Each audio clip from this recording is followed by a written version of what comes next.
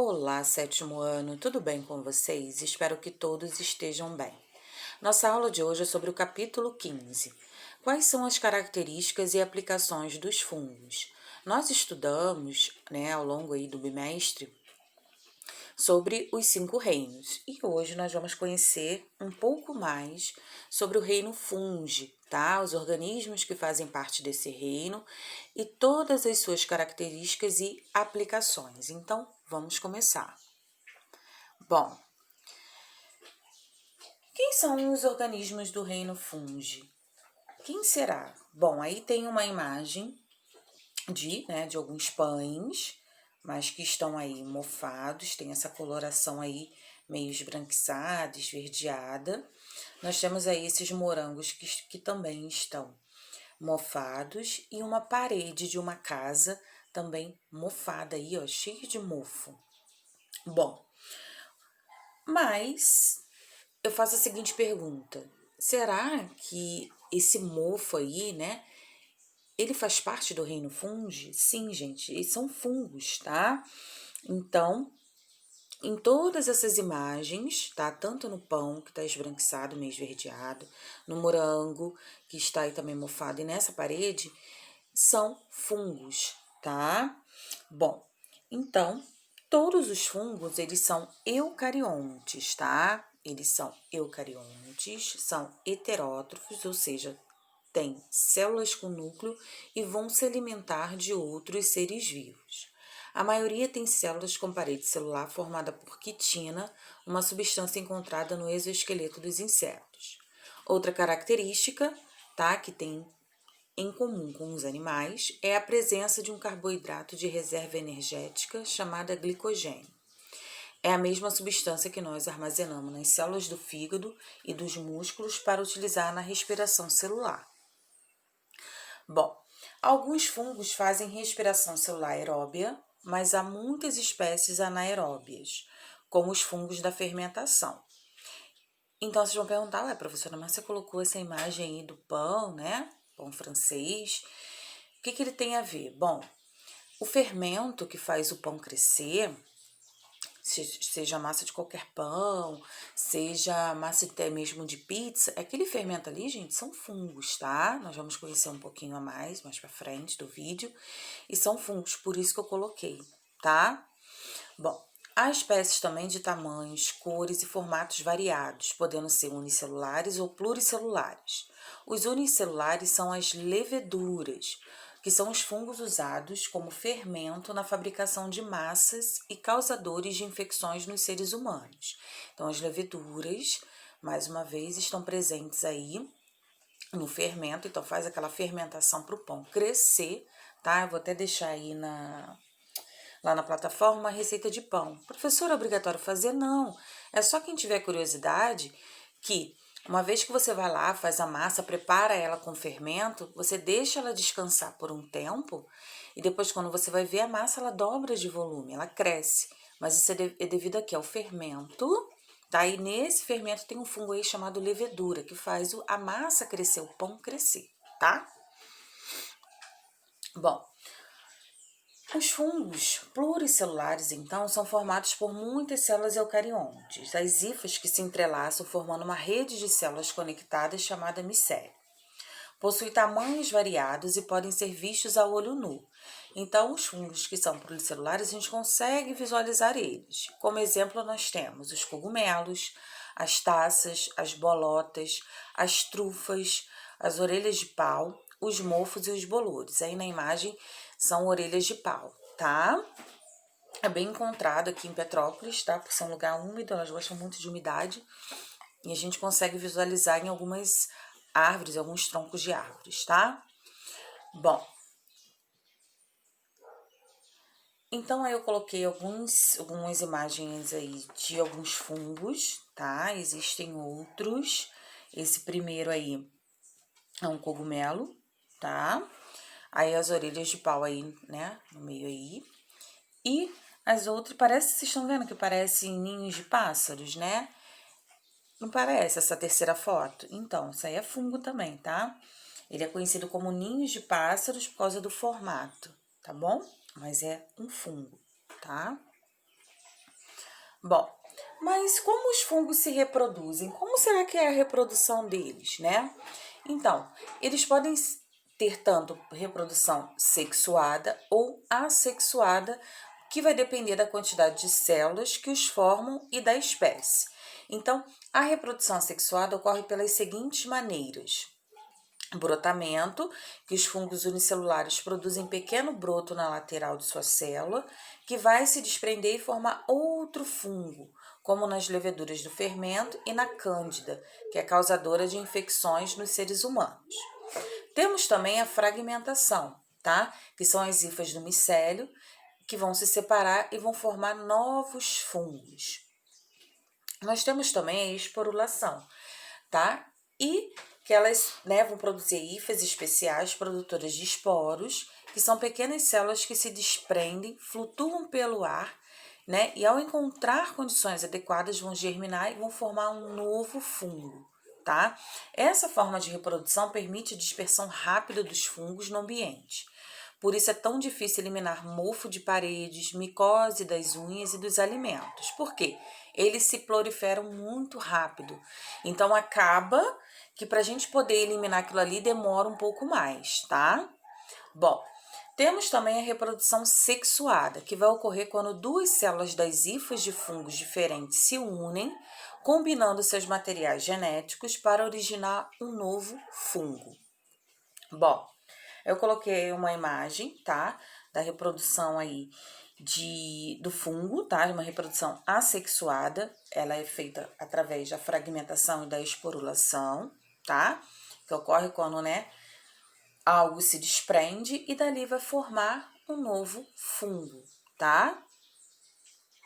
Bom, fungos parasitas. Então, os fungos, eles têm a sua propriedade que vai trazer benefícios, tá, pra gente, pro ambiente, tá, através aí que nos auxiliam no crescimento da massa dos pães, como exemplo, das pizzas, mas eles também podem trazer alguns prejuízos, tá? Um delas aí é, no caso aí, os fungos parasitas. Por quê? Bom, eles vão se alimentar de materiais orgânicos vindos dos outros seres vivos e dos resíduos produzidos por eles. Então, os fungos se nutrem, tá, de animais e plantas vivos, tá? Mas o que vai acontecer com eles? Eles vão ser parasitas e podem causar doenças, porque eles precisam se nutrir, eles precisam se alimentar de outros seres vivos.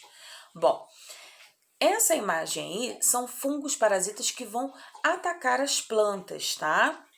E podem causar a ferrugem nas folhas de café, nas folhas de feijão, no trigo ou no carvão, na cana-de-açúcar, tá? Então, a podridão dos grãos de trigo e a murcha também nos algodões, tá? Então, os agricultores usam fungicidas para eliminar essas doenças dos vegetais, porque vocês imaginem, né? O agricultor, ele tem um gasto, né? Tem todo o preparo da terra, né? Não é fácil, gente, não é fácil, tá? Dá bastante trabalho, imagina, aí vem um fungo aí, fica parasitando as plantas e causa, tá? No caso aí da ferrugem, mas eles podem apodrecer também os grãos de trigo, tá? Vai murchar o algodão. Então, gente, é bem complicado. Então, eles vão usar um remédio, que é chamado de fungicidas, para eliminar essa doença nos vegetais, tá bom? Bom, e também causa algumas doenças, tá? Nas pessoas e em outros mamíferos. Então, os fungos podem causar doenças como alergia, a candidíase. A candidíase é uma doença que também é bem comum, tá? Temos também aí o pano branco, que é o pé de atleta, e micoses em diversas partes do corpo, como a impinge e a frieira. Para evitar as infecções, é importante manter os cômodos da casa sempre arejados e ventilados, para que o ar circule e seque a umidade, porque os fungos eles gostam de umidade, tá? Então é bom a gente sempre estar com a casa bem arejada para a gente poder não ter, né? Igual aquela imagem que eu coloquei lá no início do vídeo, né? A casa com mofo, tá? Por dentro, em todos os cômodos.